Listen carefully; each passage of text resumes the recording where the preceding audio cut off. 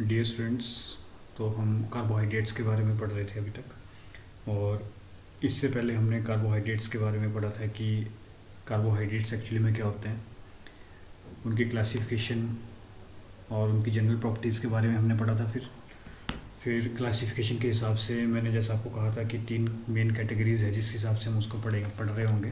तो monosaccharides, disaccharides और polysaccharides. तो मैंने आपको कहा था कि हम मोनोसेकेराइड से शुरू करने वाले हैं। मोनोसेकेराइड्स में 2 केस स्टडीज़ आपको मेंशन है सिलेबस में, एक ग्लूकोज और दूसरा फ्रक्टोज। तो मैंने आपको कहा था कि हम ग्लूकोज से स्टार्ट करने वाले हैं। तो ग्लूकोज की हमने पिछले लेक्चर्स में सिंथेसिस पढ़ी, कुछ जनरल केमिकल प्रॉपर्टीज़ पढ़ी लाइक ओसोजोन फॉर्मेशन। फिर मैंने आपको कहा था कि अब हम इसका अगले स्टेप की तरफ मूव करेंगे जिसमें हम इसके ओपन चेन और साइक्लिक स्ट्रक्चर के बारे में पढ़ रहे होंगे। तो आज के लेक्चर में मैं सिर्फ ओपन चेन के बारे में आपको समझा रहा हूँ कि ओपन चेन स्ट्रक्चर ग्लूकोज का क्या होता है और कैसे पता चलता है कि ये इसमें 6 कार्बन लगे हैं, कितने हाइड्रोक्सिल ग्रुप लगे हैं, एल्डिहाइड ग्रुप लगा हुआ है। तो ये इसके ओपन चेन की स्टडी होगी। मैंने कहा था कि मैं इस चैप्टर में कंपैरेटिवली स्लोअर चलूँगा क्योंकि एक तरह से नया चैप्टर है, नया टॉपिक है, तो आपको थोड़ा सा टाइम लग सकता है समझने में। तो छोटे छोटे टॉपिक्स के साथ हम डे बाई डे प्रोग्रेस करेंगे। फिर जब हम फ्रक्टोज पे जा रहे होंगे तो थोड़ा सा हम स्पीड अप कर सकते हैं क्योंकि लगभग मेन रिएक्शंस यही होने वाली है जो ग्लूकोज के केस में थी। तो आज हम ग्लूकोज का ओपन चेन स्ट्रक्चर स्टडी करना शुरू करते हैं। ये ग्लूकोज मॉलिक्यूल है, हमने पहले भी इसका स्ट्रक्चर देखा है इस तरह का। ये इसका एक कार्बन स्केलेटन का फॉर्म है जो रिप्रेजेंट कर रहा है कि एक तरफ इसमें एल्डिहाइड ग्रुप लगा हुआ है और बाकी जितने भी 5 कार्बन बाकी जो रहते हैं उन पे सभी पे हाइड्रोक्सिल ग्रुप लगा होता है। हाइड्रोक्सिल ग्रुप की भी अगर हम बात करें तो जो टर्मिनल कार्बन का हाइड्रोक्सिल ग्रुप होता है वो प्राइमरी नेचर का होता है, वो हम पहले बात कर चुके हैं। बाकी जितने भी हाइड्रोक्सिल ग्रुप हैं, जितने भी कार्बन पे बीच में लगे हुए हैं, ये सभी सेकेंडरी हाइड्रोक्सिल ग्रुप को रिप्रेजेंट कर रहे हैं। तो हम इसके ओपन चेन की स्टडी से शुरू करते हैं। तो सबसे पहला काम है कि हमें कैसे पता चला कि ग्लूकोज मॉलिक्यूल में एल्डिहाइड ग्रुप होता है कि कीटोनिक ग्रुप होता है या कोई और ग्रुप होता है। तो हमने सबसे पहले टेस्ट करने पड़ेंगे परफॉर्म एल्डिहाइड ग्रुप की डिटेक्शन के लिए। तो हम एल्डिहाइड ग्रुप की डिटेक्शन से शुरू कर रहे हैं। फिर हम हाइड्रोक्सिल ग्रुप पे जाएंगे कि हाइड्रोक्सिल ग्रुप कैसे प्रेजेंट होते हैं, कितने प्रेजेंट होते हैं। फिर हम कंफर्म कर रहे होंगे कि उसमें जो कार्बन्स हैं, हम कहते हैं C6H12, ये फार्मूला होता है इसका, मतलब 6 कार्बन की चेन होती होगी। तो हमने देखना है कि वो 6 कार्बन कैसे अरेंज्ड रहते हैं। तो उसके लिए भी हम टेस्ट पढ़ेंगे अभी, और एक एक करके हम सभी मतलब फंक्शनल ग्रुप को टच कर रहे होंगे यहाँ पे। तो सबसे पहला काम है प्रेजेंस ऑफ एल्डिहाइड ग्रुप को डिटेक्ट करना। तो इसके लिए जो आपके बुक में मेंशन्ड है 3 मेन टेस्ट हैं, और ये जो 3 टेस्ट हैं ये इनमें से एक तो हम पहले भी पढ़ चुके हैं, like reaction with phenyl hydrazone. Phenyl hydrazine के साथ जब रिएक्शन होती थी तो 1 मोल के साथ फिनाइल हाइड्राजोन बनता था। ये मैकेनिज्म हमने काफ़ी अच्छे से पढ़ लिया है पहले इसका रिएक्शन का। बाकी के जो 2 रिएक्शन है वो है कि अगर हम ग्लूकोज की रिएक्शन हाइड्रोजन साइनाइड के साथ करवाते हैं तो ये साइनोहाइड्रीन बनाते हैं। ये मॉलिक्यूल साइनोहाइड्रीन है। अब ये रिएक्शन कैसे हुई, ये ग्लूकोज मॉलिक्यूल है। यहाँ पे ग्लूकोज को मैंने इस तरह से फॉर्म में कम्पैक्ट फॉर्म में लिखा हुआ है। आप देख रहे हैं कि CH2OH, ये टर्मिनल कार्बन जिसमें कि हाइड्रोक्सिल ग्रुप लगा हुआ उसको रिप्रेजेंट कर रहा है। बीच वाले जो 4 कार्बन हैं जिन पे हाइड्रोक्सिल ग्रुप सेकेंडरी पोजीशन पे लगे हुए हैं, सेकेंडरी हाइड्रोक्सिल ग्रुप को कंटेन कर रहे हैं, कैरी कर रहे हैं, उनको हमने ब्रैकेट में इस तरह से प्रेजेंट किया क्योंकि वो लगभग सभी सेम है।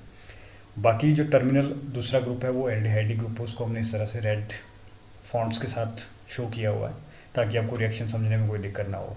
तो अल्टीमेटली जब हाइड्रोजन साइनाइड की रिएक्शन ग्लूकोज के साथ होती है तो अल्टीमेटली इस एल्डिहाइड ग्रुप की रिएक्शन हो रही होती है हाइड्रोजन साइनाइड के साथ। अब रिएक्शन कैसे हुई ये यहाँ पे बड़ा क्लियरली बताया हुआ है।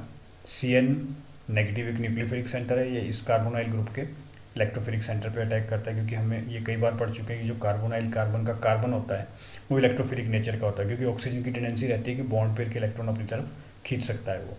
तो यही सिचुएशन यहाँ पे क्रिएट हुई। जब बॉन्ड पेयर के इलेक्ट्रॉन यहाँ गए, यहाँ नेगेटिव चार्ज आया, नेगेटिव ने इस हाइड्रोजन को प्रोटॉन की फॉर्म में लिया, नेट इफेक्ट इज कि ये बॉन्ड पेयर के इलेक्ट्रॉन यहाँ चले गए तो यहाँ एक नेगेटिव सेंटर यानी कि न्यूक्लियोफिलिक सेंटर क्रिएट हो जाता है। ये न्यूक्लियोफिलिक सेंटर इस इलेक्ट्रोफिलिक सेंटर पर अटैक करता है। तो अल्टीमेटली इस तरह का एक एडिशन कंपाउंड बनता है। एडिशन का मतलब होता है कि ये जो रिएजेंट है हाइड्रोजन साइनाइड एज सच अपने आप को ऐड कर रहा है अक्रॉस दिस कार्बोनाइल ग्रुप। तो आप देख रहे हैं कि एक तरफ हाइड्रोक्सिल ग्रुप अटैच हो गया, एक तरफ साइनो ग्रुप अटैच हो गया। तो ये जो स्ट्रक्चर एज सच बनता है उसको हम साइनोहाइड्रीन कहते हैं। साइनो और हाइड्रीन यहाँ से बना है। यहाँ पे मैंने सिर्फ इस ग्रुप की ही रिएक्शन शो की है, बाकी की जो चेन है वो एज सच रहने वाली, क्योंकि बाकी किसी कार्बन पे या किसी और फंक्शनल ग्रुप पे कोई रिएक्शन नहीं हो रही है। तो हमारे लिए जो पॉइंट ऑफ कंसर्न है वो एल्डिहाइड ग्रुप की प्रेजेंस और उसकी रिएक्शन है यहाँ पे। तो मैंने सिर्फ एल्डिहाइड ग्रुप की रिएक्शन शो की है, यहाँ पे जाके रिएक्शन होती है। तो बाकी का जो कंपाउंड सेम है, तो यहाँ पे जो फाइनल प्रोडक्ट बना उसको हम कहते हैं ग्लूकोज साइनोहाइड्रिन, क्योंकि साइनोहाइड्रिन किसका बन रहा है, ग्लूकोज का बन रहा है। तो इसको हमने कहा ग्लूकोज साइनोहाइड्रिन। ऐसी ही एक और रिएक्शन होती है जो एल्डिहाइड्स शो करते हैं, वो है रिएक्शन विद हाइड्रोक्सिलमीन NH2OH ग्रुप। तो ये जब NH2OH ग्रुप के साथ रिएक्शन होगी तो यहाँ पे ऑक्साइम बनता है। ऑक्साइम होता है ये स्ट्रक्चर। तो इसका भी मैंने यहाँ थोड़ा सा मैकेनिज्म शो करने की कोशिश की है। बिल्कुल वही अरेंजमेंट है ग्लूकोज की, कि बाकी के ग्रुप्स पे क्योंकि रिएक्शन नहीं हो रही तो हम उनको ऐसा सिंपल फॉर्म में लिख रहे हैं। रिएक्शन हो रही है एल्डिहाइड ग्रुप पे, तो एल्डिहाइड ग्रुप की reaction hydroxylamine, this is the formula of hydroxylamine NH2OH। तो आप देख रहे हैं कि जो इसके जो दो हाइड्रोजन नाइट्रोजन के साथ लगे हुए हैं वो ऑक्सीजन कार्बोनाइल ग्रुप के ऑक्सीजन के साथ कंबाइन करके एक वाटर मॉलिक्यूल एलिमिनेट करते हैं। एंड नेट इफेक्ट इज की जो carbon oxygen double bond exist कर रहा था, अब यहाँ पे कार्बन नाइट्रोजन डबल बॉन्ड आ जाता है। तो बाकी का जो मॉलिक्यूल रिमेनिंग था वो इसके साथ एक तरह से अटैच कर गया कार्बोनाइल कार्बन के साथ। तो ये जो स्ट्रक्चर अब बना इसको कहते हैं ऑक्साइम। क्योंकि ग्लूकोज का ऑक्साइम है तो हम इसको कहेंगे ग्लूकोज ऑक्साइम। बाकी का स्ट्रक्चर सेम है, क्योंकि मैंने सिर्फ एल्डिहाइड ग्रुप की रिएक्शन शो की जैसे ऊपर किया था। तो सिर्फ ये हमारे लिए पॉइंट ऑफ रिएक्शन है यहाँ पे एल्डिहाइड ग्रुप। वैसे फिनाइल हाइड्राजीन इस ग्रुप के साथ रिएक्शन होती है, तो आपको पता है कि हाइड्राजीन जब एल्डिहाइड के साथ रिएक्ट करता है तो हाइड्राजोन्स बनते हैं, ये हमने पहले पढ़ लिया हुआ है। तो ये जो तीन रिएक्शन थी ये सिर्फ एल्डिहाइड मॉलिक्यूल ही दे सकते थे, इसलिए हमारे को कंफर्म हुआ कि जो ग्लूकोज में कार्बोनाइल ग्रुप है वो एल्डिहाइड ग्रुप है। तो यहाँ से एक चीज़ कंफर्म हो गई। अब इतनी बड़ी कार्बन 6 कार्बन की चेन है, हाइड्रोक्सिल ग्रुप भी लगे हैं, एल्डिहाइड ग्रुप भी लगे हैं। तो अभी तक के काम से हमारे को इतना पता चल गया कि वहाँ पे एक एल्डिहाइड ग्रुप है। अब ये कह रहा है कि इसको और कंफर्म कर सकते हैं हम अगर हम कोई माइल्ड ऑक्सीडाइजिंग एजेंट यूज़ करें, like bromine water. Bromine water, ये ब्रोमीन वाटर का कम्बिनेशन है। तो ब्रोमीन वाटर क्या होता है, एक माइल्ड यानी कि वीक ऑक्सीडाइजिंग एजेंट होता है। वीक ऑक्सीडाइजिंग एजेंट हमने यूज़ किया, इंटेंशनली हम इसको यूज़ कर रहे हैं। वीक अगर हम स्ट्रॉन्ग यूज़ करेंगे तो बाकी के जो हाइड्रोक्सिल ग्रुप लगे हुए हैं उनकी भी ऑक्सीडेशन हो जाएगी। तो अगर हम वीक करेंगे तो क्योंकि एल्डिहाइड्स और कीटोन ज़्यादा रिएक्टिव होते हैं ऑक्सीडेशन की तरफ एज़ कम्पेयर टू एल्कोहल्स, तो क्योंकि वीक ऑक्सीडाइजिंग एजेंट है तो सिर्फ एल्डिहाइड ही रिएक्ट करेगा जो ज़्यादा रिएक्टिव कंपोनेंट है। तो ये एल्डिहाइड ग्रुप को रिप्रेजेंट कर रहा है। यहाँ पे फिर से किसकी रिएक्शन हो रही है, सिर्फ एल्डिहाइड ग्रुप की। बाकी का जो स्ट्रक्चर है आपका ग्लूकोज का वो एज सच रह रहा है। तो यहाँ पे जो एल्डिहाइड ग्रुप है after oxidation with bromine water वो किसमें, कार्बोक्सिलिक ग्रुप में कन्वर्ट हो जाता है, क्योंकि हमें पता है कि एल्डिहाइड और कीटोन के जो ऑक्सीडेशन प्रोडक्ट होते हैं वो कार्बोक्सिलिक एसिड होते हैं। तो कार्बोक्सिलिक एसिड, सिर्फ एक कार्बोक्सिलिक एसिड जनरेट हुआ, इसका मतलब सिर्फ एक ही एल्डिहाइड ग्रुप लगा हुआ है ग्लूकोज की कार्बन चेन में। तो यहाँ से इन सब रिएक्शन से हमें पता चला कि उसमें एक जो ग्रुप है वो एल्डिहाइड है। अब अगले रिएक्शन की तरफ बढ़ते हैं। अगली रिएक्शन रहेगी डिटेक्शन ऑफ हाइड्रोक्सिल ग्रुप्स। अब हमने एल्डिहाइड की प्रेजेंस कंफर्म कर ली, हाइड्रोक्सिल ग्रुप्स की प्रेजेंस कंफर्म कर लेते हैं। हमें पता है कि वहाँ पे 5 हाइड्रोक्सिल ग्रुप लगे होते हैं। तो ये कैसे कंफर्म हुआ होगा, reaction of glucose with acetic anhydride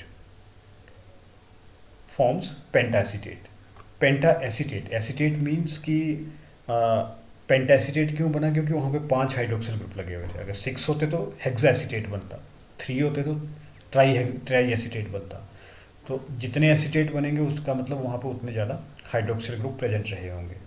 तो जब हमने ग्लूकोज की रिएक्शन की, ग्लूकोज के 5 हाइड्रोक्सिल ग्रुप, इनको ब्रैकेट में सेपरेट लिखा हुआ है क्योंकि सिर्फ यहाँ पे जो रिएक्शन हम स्टडी करने वाले हैं वो हाइड्रोक्सिल ग्रुप के साथ करने वाले हैं। तो जब एसिटिक एनहाइड्राइड की रिएक्शन ग्लूकोज के साथ होगी तो सिर्फ और सिर्फ हाइड्रोक्सिल ग्रुप ही रिएक्ट करेंगे। और नेट इफेक्ट इज की इसका जो ये एसीटेट पार्ट है एसिटिक एनहाइड्राइड का, CH3CO ग्रुप है, ये CH3CO ग्रुप इस हाइड्रोजन को रिप्लेस कर रहा होगा हाइड्रोक्सिल के। ये बिल्कुल यहाँ पे भी शो किया, देखो अब यहाँ पे ये मॉलिक्यूल ऐसा सच रहा ब्रैकेट के बाहर का, इसको तो हमने टच भी नहीं किया। अंदर ये जो ऑक्सीजन है ये अल्कोहल से आ रहा है, हाइड्रोक्सिल ग्रुप से आ रहा है। जो इसके साथ हाइड्रोजन लगा था उसको इस एसिटाइल ग्रुप ने, जो यहाँ से आया एसिटिक एसिड से आया, एसिटिक एनहाइड्राइड से आया, उसने इसको हाइड्रोजन को रिप्लेस कर दिया है। तो ये एसीटेट ग्रुप बन गया। अब ये एस्टर को रिप्रेजेंट कर रहा है। तो ये एसीटेट ग्रुप है, क्योंकि 5 हाइड्रोक्सिल लगे थे तो पेंटाएसीटेट बना, तो ग्लूकोज पेंटाएसीटेट जनरेट हो रहा है। तो यहाँ से हमें कंफर्म हो गया कि ग्लूकोज के केस में जो हाइड्रोक्सिल ग्रुप लगे होते हैं वो 5 लगे होते हैं। अब आते हैं हम नेक्स्ट, एक और यहाँ पे हमें डिस्टिंक्शन क्रिएट करनी पड़ेगी क्योंकि हमें पता है, मैंने आपको स्ट्रक्चर के टाइम भी कहा कि जो टर्मिनल हाइड्रोक्सिल ग्रुप है वो प्राइमरी नेचर का है। जो इंटरमीडिएट कार्बन पे, जो बीच वाले कार्बन पे लगे हुए हैं, सारे के सारे हाइड्रोक्सिल ग्रुप सेकेंडरी नेचर के हैं। तो अब उसकी डिटेक्शन भी हम कर लेते हैं कि कौन से सेकेंडरी और कौन से प्राइमरी हैं। तो नेचर ऑफ हाइड्रोक्सिल ग्रुप के लिए दो रिएक्शंस आप कैरी आउट कर सकते हैं ग्लूकोज के ऊपर। पहली रिएक्शन है कि नाइट्रिक एसिड के साथ, नाइट्रिक एसिड इज HNO3। तो जब ग्लूकोज के साथ रिएक्शन की नाइट्रिक एसिड एक स्ट्रॉन्ग ऑक्सीडाइजिंग एजेंट होता है। तो ये क्या करता है कि जो रिएक्टिव ग्रुप होंगे उनकी सभी की ऑक्सीडेशन करेगा। तो जनरली जब हमने इसकी ऑक्सीडेशन की तो यहाँ पे इस तरह का एक प्रोडक्ट बन के निकला, जिसमें इसका नाम है ग्लूकारिक एसिड। अब ग्लूकारिक एसिड में क्या हुआ कि ये बीच वाले कार्बन है 4, इनको हमने इस ब्रैकेट की फॉर्म में, शॉर्ट फार्मूले की फॉर्म में रिप्रेजेंट किया। बाकी जो टर्मिनल हाइड्रोक्सिल ग्रुप है उसको हमने ब्रैकेट से बाहर रखा है, क्योंकि अल्टीमेटली जो नाइट्रिक एसिड की रिएक्शन होने वाली है, एक तो इस टर्मिनल हाइड्रोक्सिल ग्रुप पे होने वाली है और दूसरी इस एल्डिहाइड ग्रुप पे होने वाली है। क्योंकि स्ट्रॉन्ग ऑक्सीडाइजिंग एजेंट है तो ये एल्डिहाइड की ऑक्सीडेशन भी कर रहा होगा और ये प्राइमरी एल्कोहलिक ग्रुप की ऑक्सीडेशन भी कर रहा होगा। तो जब ऑक्सीडेशन हुई तो हमने देखा कि प्राइमरी हाइड्रोक्सिल ग्रुप का भी कार्बोक्सिलिक ग्रुप बन गया और एल्डिहाइड ग्रुप भी कार्बोक्सिलिक एसिड में कन्वर्ट हो गया। तो एक एज सच वहाँ पे बाकी का स्ट्रक्चर, बीच वाले कार्बन सेम रहे, बट जो टर्मिनल कार्बन थे उन दोनों की ऑक्सीडेशन हो गई और वहाँ पे एक डाई कार्बोक्सिलिक एसिड टाइप का कंपाउंड निकला जिसका नाम था ग्लूकारिक एसिड। तो इससे एक चीज़ कंफर्म होगी कि एक तो एल्डिहाइड ग्रुप है जिसकी वजह से ऑक्सीडेशन होकर कार्बोक्सिलिक ग्रुप बन रहा है। दूसरा जो ग्रुप है वो प्राइमरी नेचर का है, क्योंकि अगर सारे प्राइमरी होते तो यहाँ पे सभी की ऑक्सीडेशन कार्बोक्सिलिक ग्रुप में हो जानी थी, लेकिन यहाँ पे सिर्फ एक प्राइमरी ग्रुप है जो कि ज़्यादा रिएक्टिव है ऑक्सीडेशन की तरफ, तो उसकी फटाफट से ऑक्सीडेशन होकर उसने कार्बोक्सिलिक ग्रुप जनरेट किया यहाँ पे। तो इट मीन्स कि वहाँ पे जो 5 हाइड्रोक्सिल ग्रुप है उसमें से कोई एक ग्रुप ऐसा है जो प्राइमरी नेचर का है, वो इससे कन्फर्म हुआ। नेक्स्ट इज रिएक्शन, दूसरी रिएक्शन थी कि reaction with sodium amalgam and water. Sodium mercury compound का जो मिक्सचर होता है उसको सोडियम अमलगम कहते हैं, और वाटर के कम्बिनेशन में जब उसको यूज़ करते हैं तो दिस रिएजेंट इज़ फॉर्म्ड। तो इस रिएजेंट को साथ जब हम रिएक्शन करेंगे ग्लूकोज की, तो जनरली इस सोडियम अमलगम की टेंडेंसी रहती है कि ये रिडक्शन अफेक्ट करता है। इस केस में यहाँ पे ऑक्सीडेशन हो रही थी क्योंकि नाइट्रिक एसिड का रोल था ऑक्सीडेशन करना, यहाँ पे सोडियम अमलगम का रोल रहेगा रिडक्शन करना। तो ये रिडक्शन कर रहा होगा ग्लूकोज मॉलिक्यूल की। तो रिडक्शन फिर से कहाँ पे हुई, एल्डिहाइड ग्रुप की, क्योंकि ये वीक रिड्यूसिंग एजेंट है, जो एल्डिहाइड ज़्यादा ससेप्टिबल है रिडक्शन के लिए, तो इसने सिर्फ एल्डिहाइड ग्रुप की रिडक्शन की। तो जब रिडक्शन हुई तो 5 हाइड्रोक्सिल ग्रुप तो पहले से ही प्रेजेंट थे। हमें पता है कि एल्डिहाइड की जो रिडक्शन होती है तो उससे भी एक हाइड्रोक्सिल ग्रुप जनरेट होता है। ऑक्सीडेशन से बनते कार्बोक्सिलिक एसिड लाइक दिस, जैसे यहाँ पे बना, और रिडक्शन से बनते एल्कोहल्स। तो जब यहाँ पे रिडक्शन हुई तो सिर्फ एल्डिहाइड ग्रुप की रिडक्शन हुई, 5 हाइड्रोक्सिल ग्रुप पहले से ही एग्जिस्ट कर रहे थे, अब एक और बढ़ गया तो यहाँ पे टोटल जो हाइड्रोक्सिल ग्रुप का काउंट हो गया वो 6 हो गया, और इस स्ट्रक्चर का नाम होता है सॉर्बिटोल। तो हम कह सकते हैं कि ग्लूकोज की रिडक्शन जब सोडियम अमलगम और वाटर के साथ हुई तो सॉर्बिटोल जनरेट हुआ, जिसमें सारे के सारे हाइड्रोक्सिल ग्रुप थे, एल्डिहाइड ग्रुप अब खत्म हो चुका है। तो इसकी अगर हम रिएक्शन करें, अब हमने यहाँ पे किया था कि इसकी रिएक्शन एसिटिक एनहाइड्राइड के साथ स्टडी की थी, तो पेंटाएसीटेट जनरेट हुआ था।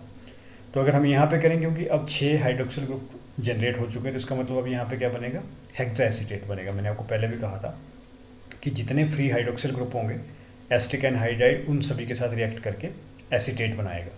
तो यहाँ पे 6 हाइड्रोक्सिल ग्रुप जनरेट हो गए थे, तो यहाँ पे हेक्साएसीटेट बन गया।